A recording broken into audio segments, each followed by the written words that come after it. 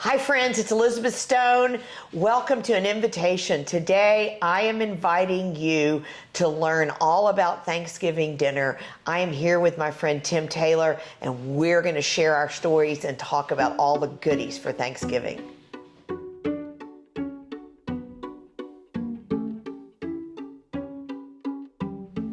Okay, so I am here with one of my dear friends, Tim Taylor. Tim is from a restaurant called Pizzitolas. He's the operator there. And, you know, it's a barbecue smokehouse, right? An institution. An institution. It's been in Houston forever. We're going to hear from him, but I thought it'd be fun to have him on today and us talk a little bit about Thanksgiving and all the variety and different things that you can do for Thanksgiving. So, Tim, tell me a little bit first about you and what you're doing, and then I want you to tell everybody how we met. I will. Tell the good story, not the bad story. The okay? Good Yeah, yeah. We've just started sipping wine. I know, so right? They'll be tame. I've had the pleasure of knowing Elizabeth for almost 40 years. We're not that old. We're not that old. We were babies in diapers when that happened. Diapers when that happened. And over the years, both of our businesses have grown significantly. as Houston has grown, and now we're part of the establishment. Yeah, as opposed absolutely. to the young guns. So it's a lot of fun. We both share an amazing passion for food. Yes. For sophisticated, simple food, I think. I think that's a great way to put it. And everything. Tim is one of my favorite testers. Whenever I'm testing something new, I like him to give me his opinion because he's going to give me an honest opinion. And I wear it here and here. So do I, Tim. So that's okay. That's why we like food together. But you know, everything that you see in front of us is simple food that we grew up on that has been sophisticated over time. Yes. All of our palates have matured. But it's still true to the core. I mean, this is a wonderful spread of Southern Americana. Exactly. Well, which holiday is fare. what I think of for Thanksgiving, Correct. right? That's sort of, Thanksgiving is one of my favorite holidays because to me, Christmas, I love Christmas, but it gets so busy and so frantic. And Thanksgiving is the one holiday where my family gets together and we all relax together and eat an awesome meal together and watch football and just all those Americana things that we like to do, right?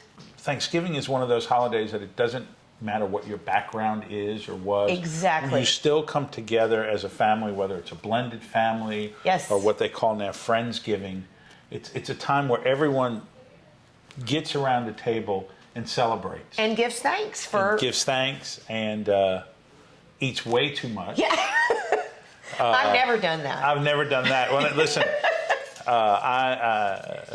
my wife's family introduced me to something called a hot brown, which is basically Thanksgiving leftovers. She's from Kentucky. She's from Kentucky. Wow. And so one of our big traditions is the day after Thanksgiving is can't wait for hot browns. Okay, so you have to tell everybody what a hot brown is because I bet there are a lot of people out there that don't know. I'm going to mess it up. But something to do with turkey. It's leftover turkey. Okay.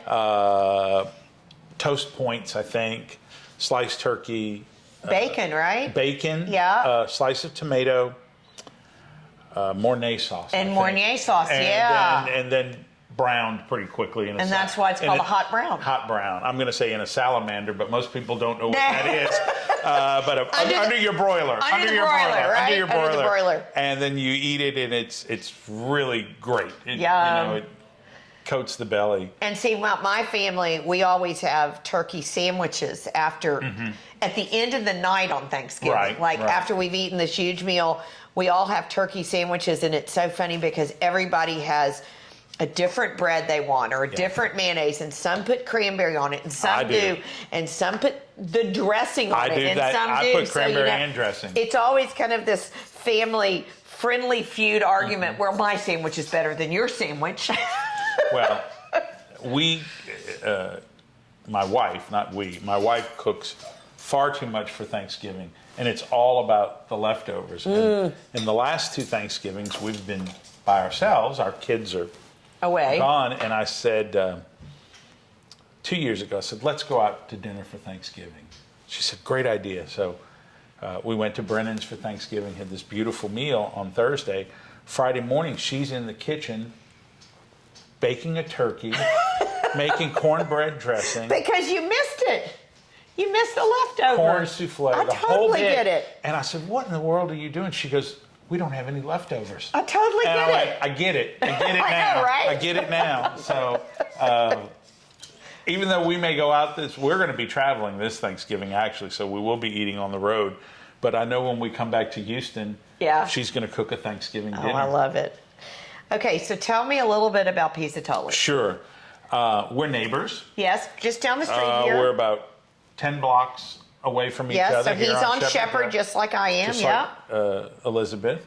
We've been in that location since 1935. Wow. You've been in that location since 1935? 1935. He ages well, doesn't he? I do. I do. I had a full head of hair when we started. I bet. No, we've been there since 1935. We're the oldest continuing smoking restaurant in the city of Houston. Right. We still have our pits that were built in 1935, and some of the things that you're going to taste today came off that pit, because our pit is our only cooking that's equipment. one of my favorite things about his restaurant is I go there and I order these things and I'm like, how did you cook this? He goes, like, everything is on the pit. Yeah, open fire They don't pit. have a range. They don't have We a don't have stovetop. No stovetop, no range, no oven, no griddle. Yeah, it's all on the pit, which is really a cool thing. It is, but if our kitchen equipment breaks down, we have to call a brick mason. You know, we don't call an electrician or appliance guy. So it's a little different. We could be out of commission for a few days if something happens. But it makes for very, very interesting food. Awesome. Yeah. Well, if you haven't been to Pizzitolas, you need to go. Yeah. Their barbecue is by far one of my very favorites in town. But I will tell you, if you've never had their burger there, it is the best hamburger ever. It's chopped brisket, right? It's ground brisket. Ground brisket, okay. We trim the briskets, the raw briskets, every morning Oh. to put on the pit. And whatever's left over, we grind. We make hamburgers. And they're gone by the end of the day. They are to die for. Just remember that when you're there. Order the ribs, order the barbecue, order the brisket, but if you haven't had their burger, you got to try it. Okay, so let's talk a little bit about what we have here. So I baked a traditional oven roasted turkey, which is what my family likes, and now we have the people that want the fried turkey. Which is great. And fried turkeys are good too, but they scare me because I'm always afraid of all the fire and the popping. I'm sure you've done that. I've done them. I grew up in South Louisiana, so we always had a oven turkey and a fried turkey. So. And what's your favorite? Well, both, and I'll tell you why. No, I'll tell you why. That's not a fair answer. No, it is Tim. a fair answer, because a fried turkey carcass makes the best smoked gumbo you've ever had. Oh, really? Because you've got these bones that are full of flavor. Oh my goodness, I never thought about that. Use that as a basis for gumbo. And we'll have to do that this year. Nothing beats Mr. Tim's gumbo. Let's end that discussion right now. Nothing beats Mr. Tim's gumbo. I'm sure you all have seen the video on Mr. Tim making his gumbo, but Mr. Tim makes his gumbo every week here at Silverstone Events. And I just traveled and this Mr. Tim comes and buys it every week, and he takes it, and people probably think he made it. They do, and I traveled with it. TSA almost got it this weekend. Oh, yeah. We forgot it was in the carry-on and had to run back and put it in the checked baggage because I had 2 quarts of gumbo. You weren't going to lose it. Hell no. No, it was not going in the trash.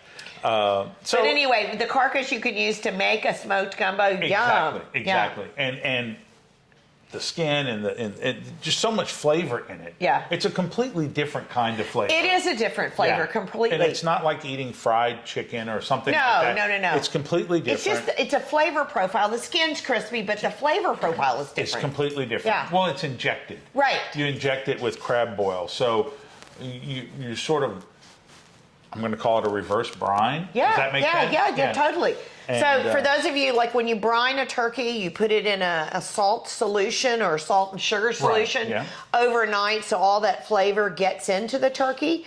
But what he's saying is if you use an injector and you just go ahead and inject that flavor profile into the meat, flesh, into the flesh, then you're sort of, that's what he's calling it, like a reverse brine. You don't have to take the time to put it in a bucket overnight. Right. Now, what about when you cook this turkey? Do you do it in a bag or no bag? I do it in a bag. I do it in a bag too. Okay, that makes me happy that we agree on that. And believe it or not, I use a grocery bag. Oh, you use a paper bag? Yeah, my mother used to use the, whatever it was in the 70s, is the bacon bag. Yeah. A cellophane bag. Yeah, that's what I use the plastic. Yeah, I use a grocery bag. An old brown grocery bag. Oh my goodness. Yeah. And just fold it at the end? And just fold it in the end. Oh, wow. So if I bet since you like to use a bag, you'll agree with me, there's something about cooking it in a bag that keeps the turkey really moist. Correct. It doesn't dry out as much. It doesn't crisp. It doesn't crisp. So what I do is at the end, I take the bag off. And let it crisp. And then let the skin crisp up. But it keeps the meat really moist, right? And it keeps your oven clean. Well, that too.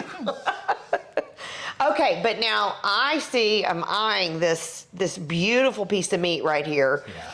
And it looks like a very large turkey breast. It is a large turkey breast, as it should be. So it looks like it was like a 30-pound turkey or something, maybe not quite that big. That big. All right, so this is what you sell on a regular basis? We sell that every day. And this is a smoked turkey breast. Talk to us about that. It's smoked. That turkey breast we smoke over a combination of woods, being post oak and mesquite. Okay. Oh, yum. And it is a very slow smoke. It's smoked at about 180 degrees. Wow. For how long? 4.5, 5 hours. Okay. Very, very moist, very tender. And then obviously you've got some pepper on here, but will you tell us your secret? No. Okay. Well, will you pretend to tell us your secret? Sure. It's an even mixture of some of this and some of that. Okay. It's salt, pepper, and a few other little things in it that I won't tell you. I'm going to get it out of it, and I'll tell you on another video. But what we do when it's finished, and this is important, is while it's resting, we slather the whole top with clarified butter. Oh my God. Man after my own heart. No wonder it's good. We paint the breast with the clarified butter while it's resting. And all that butter soaks in. Just goes right in because it hasn't firmed back up yet. So, all right, for those of you that don't know this, when you're roasting a protein, and it can be turkey or chicken or beef, pork, when it comes out of the oven, for the next 10 to 15 minutes, it is settling, and all the liquids that it has produced during cooking, I always say it kind of drinks it back up, right? That's correct. And so it plumps up the skin. So that's the same thing I do on my beef tender. Yeah. I don't put anything on it, salt and pepper. Right. But once it comes out, I cover it with butter. Right. And it drinks up that butter. And you want to talk about something that's good. It's like butter-infused turkey breast. No wonder I like your turkey breast so much. And there's no solution. No solution. In that breast, there's no solution. Yeah. And that's a big difference, too. And I'm not sure if y'all know what that is, but you can buy things on the market where the meats have already been injected with a saline solution. Yeah. And he and I are very much purists, I guess is the way. Yeah. I don't like anything with solution. I think it changes everything. You'll get a lot of people that argue differently about that, but you know. Well, you're paying for water. And you're paying weight for water. They weighs more, and you have to pay for it. Right. And why not just put butter on it at the end and let it drink up the butter? Clarified butter, and then it sits, and when it cools, we're ready to serve. And you slice it, and it's yummy. There you go. Oh my God, it's so good. All right, so what else did you bring us? I want to know what else you brought us. Don't hold the desserts till the end. I know you want to talk about those pies. No, I just want to eat them. Let's start over here. Yeah. Oops. There goes the flour. Pit roasted smothered cabbage. Oh my God. And that's done on the pit. It smells so good, you all. Cube raw cabbage. Put it in a pan with a little olive oil, butter, salt, pepper, bacon, and chopped up remnants of sausage. No wonder it's good. Whole garlic throughout. Oh my God. And then it just sits on the pit and it cooks. It smokes. I don't like cabbage. Until I ate your cabbage. Yeah. And it's smoked, and it picks up the smokiness. Wow. How can you not like cabbage that's got bacon and smoked sausage in it? And butter. And butter. And at the very end, we will hit it with a little bit of vinegar. Yeah, just to finish it? Just to finish it. Yum. The next thing you'll see is the Texas caviar, which is a great start to any Thanksgiving day. It's great with tortilla chips. We eat it with everything. Okay, so for people that aren't from Texas, tell them what Texas caviar is. Texas caviar, I would guess that there's 100, if you ask 100 people, there's 100 variations, like making gumbo. But it's a salsa, basically. It's a salsa. It's roasted corn. We put the ears of corn on the pit and let it roast, and then we take the corn off the cob. It's black beans, black-eyed peas, and for the most part, pico de gallo. Exactly, that's what I always say. It's pico de gallo with beans and corn. Right. So we take this. It has a little bit of onion powder, garlic powder, and then a little bit of honey to bind it all together. Oh, I've never done that. That's a great idea. Just a little bit of honey to bind it. I like it because it's a little lighter. You're eating a little bit healthier on a big day. On a heavy day. I use it as a garnish for my salad that I eat every day for lunch, and I put that on top. Adds a little bit of crunch on a day that not everything has crunch. You're right. Everything is so mushy, right? It's soft on Thanksgiving. Soft is a better word. And that gives you a little bit of crunch from time to time. So on Thanksgiving, do you serve it with tortilla chips? I do. Or you could do like even celery sticks would be great. You can do anything you want with it. Isn't that fun? And easy to make, not hard. Make it 2 or 3 days ahead of time. Yeah. Put it in the refrigerator, pull it out, serve it cold, let it come to room temperature, set it and forget it. That's there. I love it. It's colorful. It looks like harvest time with all the bright it does. colors. Beautiful. I really like it best, like with a big tortilla chip. Yeah. I We're from Texas. That's the way I like it. I like you eat Texas caviar with a tortilla chip. Yeah, absolutely. But you can use it as a garnish. You can use it as an accompaniment, as a salsa, or something like that. So I see there are a couple other things over here. Sure. So talk to me about those. Well, let's start on the end with the macaroni and cheese. Okay. Again, cooked on the pit. So it's a smoked 4-cheese mac and cheese. Decadent, filling. So do you smoke the cheese first, or do you smoke it all together? Okay. We smoke it all together. Okay. We do boil the pasta. Yeah. And then drain that, and then in pans with the 4 cheeses and butter and heavy cream. Of course. And then anybody that's watched any of my videos, butter, heavy cream, we can fix anything, right? Anything. You can bind anything. You can bind anything with butter and heavy cream. We could get world peace with butter. Yes, we could. Butter and heavy cream. I can promise you that. So anyway, it is a very slow process because it sits on a very low smoking pit and absorbs smoke. I mean, it's on the pit for 2.5 hours, just absorbing smoke and congealing and. But one of the things I love about your barbecue and the things that you make is that sometimes when you eat barbecue, the smoke is so powerful and it kills anything else. So I guess by doing it slowly at a lower temperature? Lower temperature, and also a lot of that is the wood that you use. Okay, a lot of that is the wood. I'm not going to tell you everything we do, but we have different types of wood. Right. Depending on what we're smoking. Okay. And we will mix that wood in different configurations to get the flavor profile you want. Wow. Yeah. And so we buy normally 3 different types of wood. Wow. And we will mix that. Different types of wood produce different types of heat. Sure. Different flame. Wow. Different smoke, obviously. Yeah. And so there is somewhat, I'm not going to call it a science, it's more of an art on knowing just what to add and where. And each meat that we do has a different. That's why I just absolutely love your meats, because they're not. I don't leave with indigestion of that smoke. That's that good happens. to know. That's really good to know. I know. Well, that was about the best compliment you're going to get, right? You won't get sick at Pizzitolas. All right, and then it looks right next to that we have a corn dish. So we have talk a about a corn dish. Corn dish, that is the roasted street corn, which has become wildly popular over the last couple of years. Yes. And 9 times out of 10 places, you're going to see it on the cob. Right. And our customers went, we're not going to do that. Right. So what we did is went back in the kitchen and figured out, okay, how we're going to do this. So we deconstructed elote. Okay. And roasted the corn, took it off the cob, and instead of slathering everything on the ear of corn, you made sort of a sauce. A sauce and just layered it.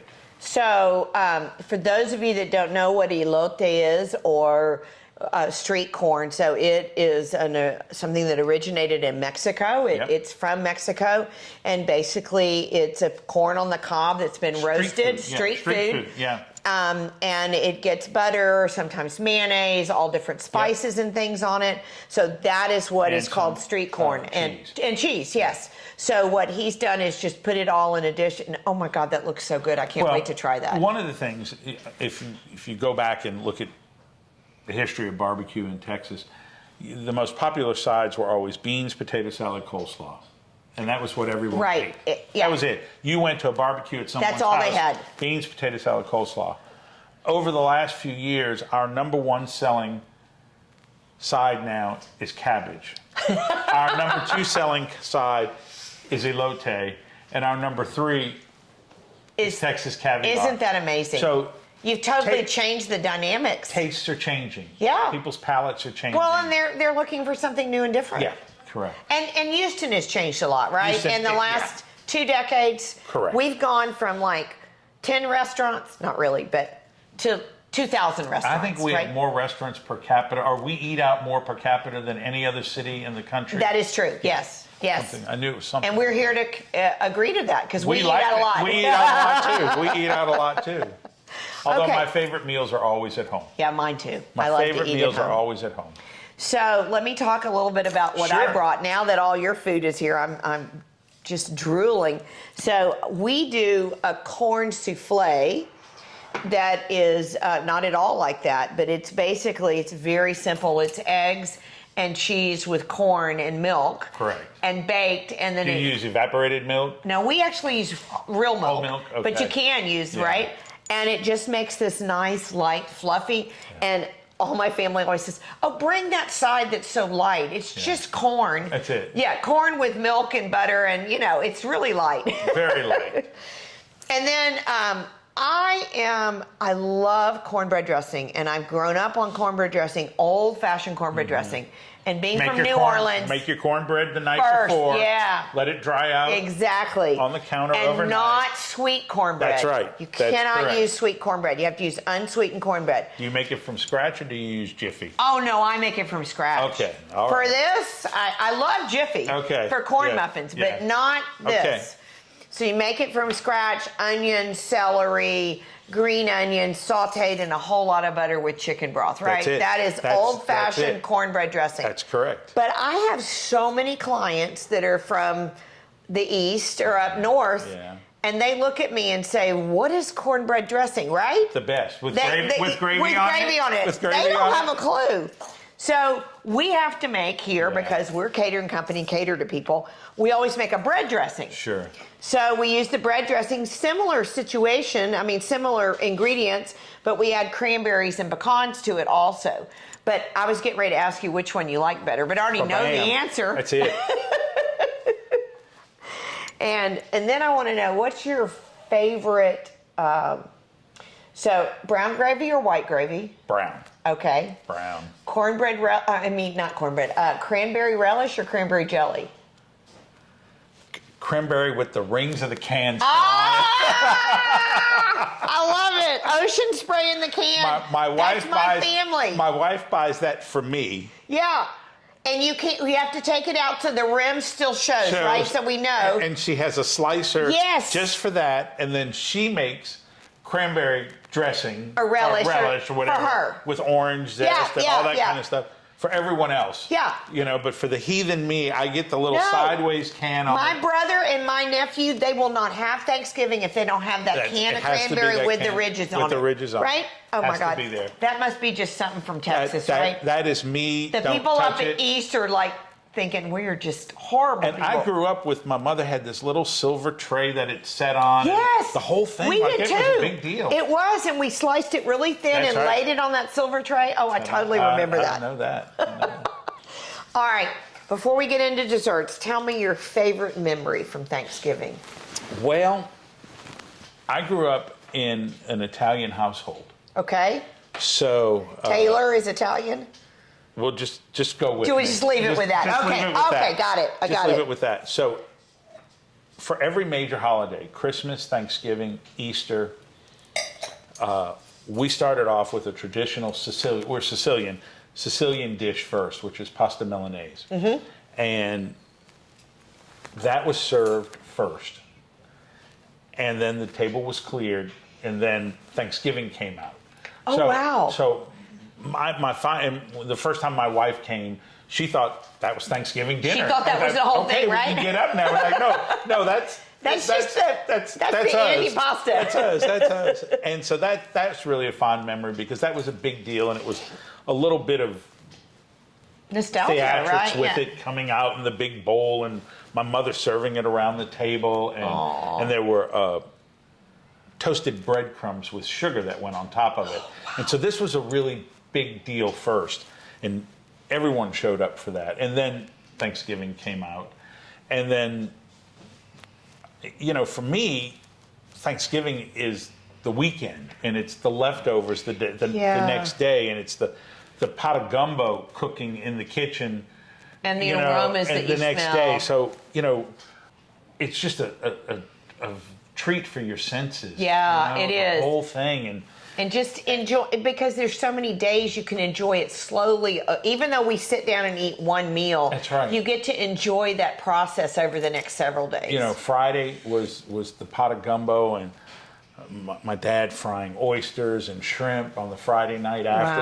Wow, So love it. It was this thing, and it was one of these rare times where everyone was able to get together. Yeah. You weren't splitting. I've got to go to this one's house and Right. that one's house. Everybody was there. Everyone just came there, and that's really my memory. Nothing, I love that. Nothing material. No, it doesn't need to be. It was that.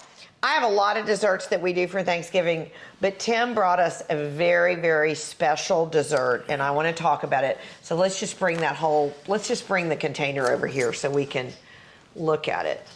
And he brought these beautiful mini-size pies. This is a one-person pie or a two-person pie, depending on who you are. In my household, it's a one-person It's pie. a one-person That's pie. it.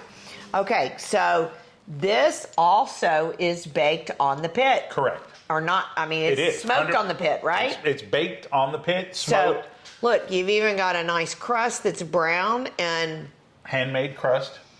when I tell you the smell of this, it is something you've never You smelled can before. see the smoke actually You on can. the tin. Oh, look at the tin that has the smoke marks on it. Isn't that Yeah, cool? you can see the smoke marks So, on the tin. where did you come up with this? I would love to take credit for it, but our pit master, Udel Hernandez, grew up in Mexico, where his father was a baker. Oh, wow. And so he saw the pit and he goes, "This is just like my dad's bakery." And I went, "What?" He goes, "Yeah, this is what my dad baked on." Wow. And so he has started, all of our cakes are baked on the pit, all of our breakfast breads. You make cakes on the pit? We make all of our cakes Oh my goodness. are baked on the pit. The crust is baked on the pit, filling he makes, and then so it's a traditional pecan pie recipe. We do add bourbon to it. Okay. Oh, yum. So it's a smoked bourbon pie. Ah. And then the whipped cream, we add bourbon to it also. Wow. We pipe that on top, and that's how we serve it. It sounds really terrible. I'm It going is. to try not I to wouldn't eat have it. one. I You wouldn't wouldn't? have Okay. one. No, Well, I I'm wouldn't glad have- to know I'd have that. All right, let's set this over here. So, any other thoughts about Thanksgiving? I just, it's one of, it's probably my favorite holiday. Here's my biggest thing about Thanksgiving. We're all so busy nowadays. Yes. We're running everywhere. Let Elizabeth and I cook for you. Yes. And enjoy your Thanksgiving. And enjoy your Thanksgiving. It's a rare time where you get your family together. Yeah. Don't spend it in the kitchen. Right. Spend it at the table. And I will tell you guys, I have for the last 3 years, we used to do oven roasted turkeys for everybody, but I'll tell you, I love an oven roasted turkey, but there's nothing worse than a reheated oven roasted turkey. Yes, that's true. It just totally dries out. So we have quit doing that for, people to take away. But we have started using his smoked turkeys. We do a whole smoked turkey at Thanksgiving. So the same process, but smoked. Same exact process. A full turkey. And it is fabulous. And my clients have just absolutely loved it. Nobody seems to be upset that they don't have a turkey. And, everybody thinks their turkey is better than the next person's turkey. But everybody doesn't do smoked turkey. No. A lot of people do fried. A lot of people do baked, like we talked about. So, absolutely. I think that's why we're here, is to make your life easier. You know what, Tim? Thank you so much for being here today. It's been such a blessing for me to have you and just laugh and share stories and great memories. So, cheers to you and to your family for a very blessed Thanksgiving. And we want to say to all you folks out there, thank you for joining us today. We're so grateful to you, our clients, both of us, our clients that support us. And we just appreciate you very much. And we wish you all a very, very blessed Thanksgiving. And I want to finish by saying, remember that our job is to make your lives easier, both in entertaining and in catering and in food and cooking. So always have fun, always make it easy, and most importantly, whatever you do, enjoy the experience. Until next time, happy Thanksgiving.